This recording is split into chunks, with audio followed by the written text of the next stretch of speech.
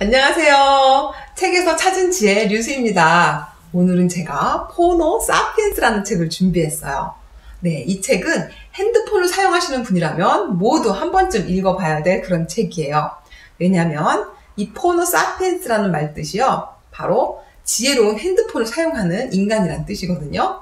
네, 여기 책 표지에도 보시면 아기가 핸드폰 안에 들어가 있어요. 이 아이는 엄마 뱃속에서부터 엄마가 핸드폰으로 틀어놓은 음악을 듣고, 또 태어날 때는 아빠가 그 감동적인 순간을 핸드폰으로 찍는단 말이에요. 그리고 이 아이가 자랄 때는 어떨까요? 유튜브에서 나오는 영상을 핸드폰으로 보고요.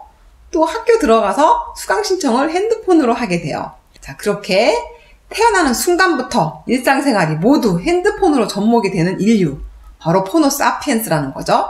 우리는 이런 포노 사피엔스를 얼마나 준비하고 대비했을까요? 바로 이 책을 쓰신 최재분 교수님은요, 우리나라 사람들이 핸드폰은 많이 사용하지만 진짜 포노 사피엔스는 별로 없다는 거죠. 왜냐면 포노 사피엔스들이 만든 기업들이 있는데 우리나라는 그런 기업이 별로 없다는 거예요. 그리고 그런 기업을 만들어낼 인재를 키우는 교육도 하지 않고 있다는 거죠. 그래서 이 책을 아이를 키우는 엄마들은 꼭 한번 읽어봐야 되고요. 우리가 어떻게 아이를 키워야 될지 그 해답도 이 안에 들어가 있어요. 자, 그러면 제가 한번 예시로 보여드릴게요. 자, 이거는 돌도끼예요. 신석기인들은 돌도끼를 만들었고요. 구석기인들은 그냥 돌멩이를 가지고 사용했단 말이에요. 자, 이 두 부족이 만나서 싸우게 되면 누가 이길까요? 네, 당연히 이 돌도끼를 사용하는 신석기 부족이 이기게 되겠죠? 이렇게 새로운 도구를 만들어서 활용할 수 있어야만 이제 앞으로 새로운 문명을 대비하는 인류가 되는 거예요. 자, 우리도 이런 포노 사피엔스가 되려면 어떻게 해요? 그냥 얘만 이렇게 만들어 놓으면 되지 않고요. 얘를 활용하고 어떻게 하면 더 전파하고 보급할 수 있을지 생각해야 된다는 거죠. 자, 그러면 포노 사피엔스 지수가 얼마나 되는지 한번 확인해 보세요. 자, 먼저 레벨 1. 전화를 받는다든지 문자를 주고받고, 또 핸드폰을 이용해서 사진을 찍고 인터넷 검색을 하고 이러면은 레벨 1이에요. 레벨 5. 은행 업무를 보고 일정을 관리하고 게임을 하거나 SNS를 주고받으면 레벨 5에 속해요. 그럼 레벨 10. 레벨 10은 시스템을 개발하고 비즈니스 모델을 구축하는 수준이라고 해요. 뭘 이용해서? 핸드폰을 이용해서. 그럼 우리 아이들은 보통 다 레벨 5까지는 되죠. 그런데 레벨 10까지 올려줘야 된다는 거죠. 자, 레벨 10이 하는 그 업무는요, 디지털 소비 문명을 만들어가는 창조자 그룹이라고 할 수 있습니다. 시스템을 개발하는 소프트웨어 전문가는 물론이고 디지털 소비 방식이 익숙한 비즈니스 기획자, 마케터 등 디지털 비즈니스 모델 구축에 참여하는 모든 사람들이 여기에 해당됩니다. 디지털 문명으로의 전환기에 절실하게 필요한 인재들이죠. 그래서 이들이 어떤 사람들인지 잘 파악해야 합니다. 자, 디지털 인재들이죠. 디지털 인재로 우리 아이들을 키우려면 어떻게 해야 될까요? 우리 사회는 아이들 교육에서 스마트폰을 기반으로 하는 문명을 지나치게 배제합니다. 가장 좋은 교육은 수능 보기 전까지 스마트폰을 못 쓰게 하는 것이라고까지 이야기합니다. 그리고 암기 교육, 객관식 문제풀이 교육에 매달립니다. 스마트폰도 못 쓰게 하고 유튜브도 못 보게 하고 페이스북이나 인스타그램도 못 하게 합니다. 마약처럼 취급되는 게임은 절대 접근 금지입니다. 여기에서 더 심각한 거, 안타깝게도 이렇게 만들어진 인재는 세계 7대 기업에 입사할 수 없습니다. 포노 사피엔스 시대의 문명을 모르는 사람을 뽑을 리가 없기 때문입니다. 그럼 이 아이들을 위해서 우리가 어떻게 대비를 해야 될까요? 우리 부모들은. 스마트폰은 앞으로 필수니까 적절하게 잘 사용할 줄 알아야 한다. SNS는 이제 기본 커뮤니케이션 수단이니 어려서부터 활발하게 잘 쓸 줄 알아야 한다. 유튜브는 검색뿐 아니라 직접 방송도 해보고 경험을 많이 쌓아야 한다. 이제 게임은 하나의 스포츠란다. 어려서부터 인기 있는 게임은 좀 배워두고 방송도 볼 줄 알아야 한다. 이렇게 쓰셨어요. 네, 우리의 기존 상식을 막 깨부수는 그런 내용이죠. 스마트폰이 이제 완전히 필수라는 거죠. 그래서 적절히 사용할 줄 알아야 되고, 유튜브를 검색만 하지 말고 직접 만들라는 거죠, 아이들이. 그리고 게임은 어떻게 해요? 하나의 스포츠처럼 느끼라는 거예요. 자, 우리가 왜 컴퓨터 게임을 스포츠처럼 즐기게 해야 될까요? 그 이유는요, 컴퓨터 게임 시장이 올림픽의 8배 시장 효과를 가지고 있다는 거죠. 올림픽의 8배면 어마어마한 거죠.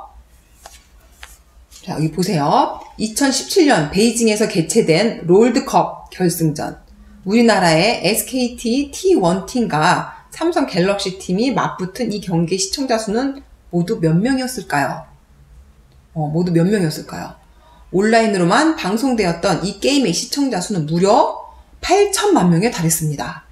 세계 스포츠 시장에서 하나의 이벤트로 8천만 명이 동시에 시청자를 만들어낼 수 있는 종목은 그리 흔하지 않습니다. 전 세계의 겨울 스포츠의 꽃이라고 불리는 2018년 평창 동계올림픽 개막식 시청자 수도 1,000만 명에 불과했으니까요. 엄청나죠? 이 숫자로 보면은 그 시청자 수가 동계올림픽 개막식 시청자 수가 1,000만 명인데 이 롤드컵 시청자 수는 8천만 명에 달했다는 거죠. 컴퓨터 게임을 스포츠처럼 인식하지 않으면 어떻게 돼요? 그 수많은 시청자 다 모두 확보할 수 없다는 거예요. 자, 그럼 여기 또 이런 이야기가 있어요. 축구는 스포츠고 게임은 마약이다?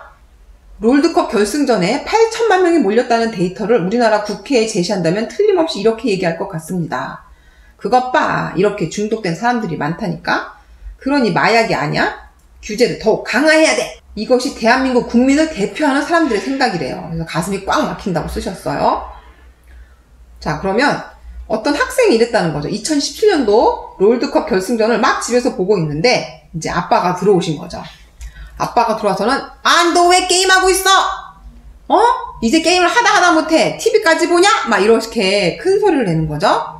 그래서 이제 학생은 네 죄송합니다 하고 이제 TV를 끄고 자기 방에 들어갔는데 집에 들어온 아빠가 다시 TV를 탁 켜더니 뭘 보셨을까요? 네, 바로 영국 프리미어그 축구 경기를 봤다는 거죠.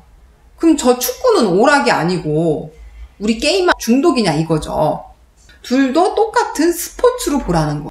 이건 저도 생각하지 못했던 부분이에요.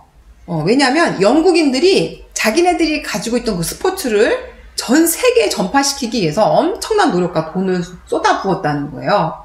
그런데 우리는 이미 게임 강국이라서 그냥 이런 게임 경기만 한번 치러도 8천만 명의 시청자를 확보할 수 있는데 이걸 왜 굳이 죽여버리냐 이런 얘기죠. 자, 우리 인류의 삶을 바꾼 4대 기업은 어떻게 생겨났냐면요. 뉴욕대 스턴 경영대학원의 스콧 갤러웨이 교수는 이 새로운 인류의 삶에 지대한 영향을 미친 4대 기업에 관한 책을 썼대요. 그가 책에서 더 4라고 언급한 4개의 기업은 애플, 구글, 아마존, 페이스북입니다. 자, 이렇게 4개 기업이 선정됐다는 거죠. 하지만 최재분 교수는 더 5라고 합니다. 애플이 스마트폰을 만들면서 호모 사피엔스란 인류가 새로 시작된다는 거예요. 근데 이 애플에 들어가는 모든 전자제품 안에 바로 삼성이 만든 반도체가 들어간다는 거죠. 이 반도체가 고급 기술을 가지고 저가에 공급하지 않았다면은 이렇게 전 세계적으로 공급될 수 없었다는 거죠. 그래서 최재분 교수님은 세계 5대 기업으로 구글, 페이스북, 아마존, 삼성, 애플을 꼽았어요. 그 중에 우리의 뇌를 관장하는 건 구글이고요. 페이스북은 우리의 심장을 관장하게 돼요. 그리고 아마존닷컴은 우리의 위를 관장하게 됩니다.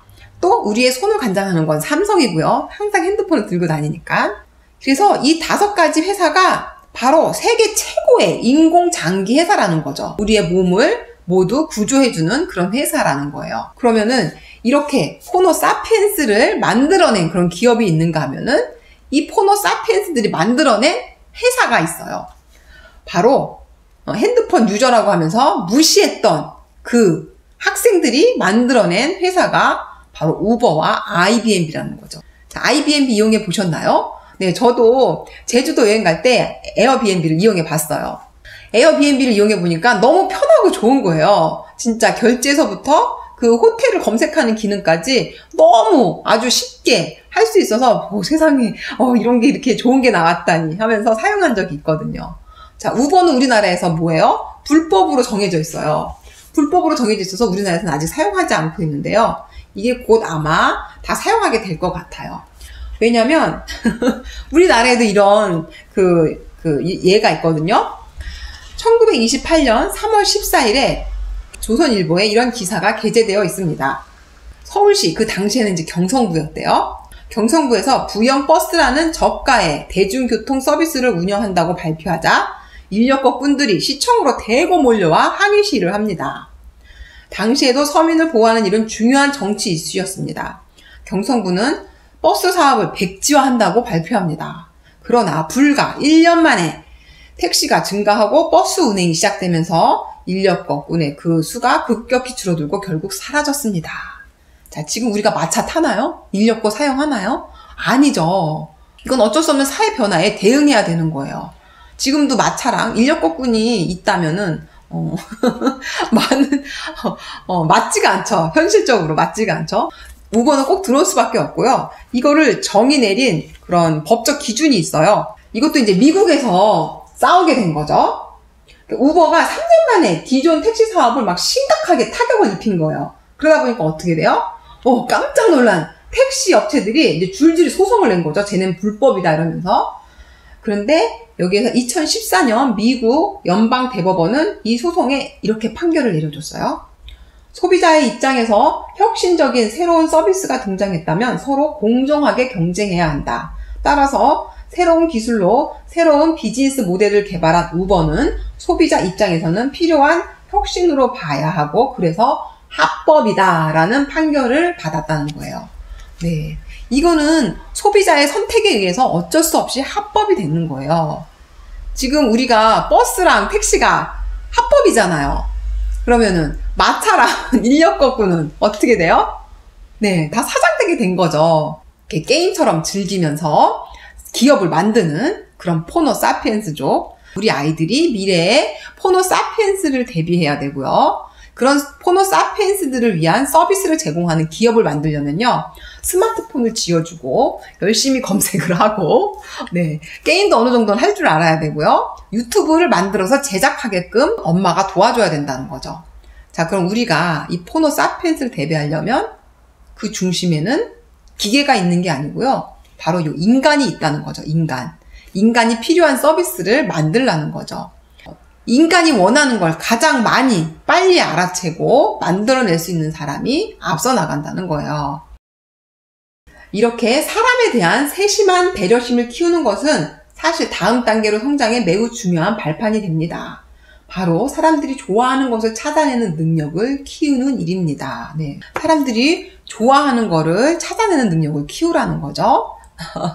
네, 포노 사피엔스 처음엔 무섭게 시작했는데 알면 알수록 나한테 필요한 게 뭔지, 진짜 우리가 원하는 게 뭔지 알아가면서 아이들을 키운다면은 별로 문제될 건 없을 거라고 봐요. 네, 그럼 지금부터 우리 아이들이 원하는 걸 어느 정도 하게 하면서 미래를 대비해야 되겠죠? 네, 그럼 오늘은 포노 사피엔스에 대해서 알아봤습니다. 저의 내용이 좋았다면 구독, 좋아요, 알람 설정 해주시고요. 네, 그럼 다음 시간에 또 만나요. 안녕!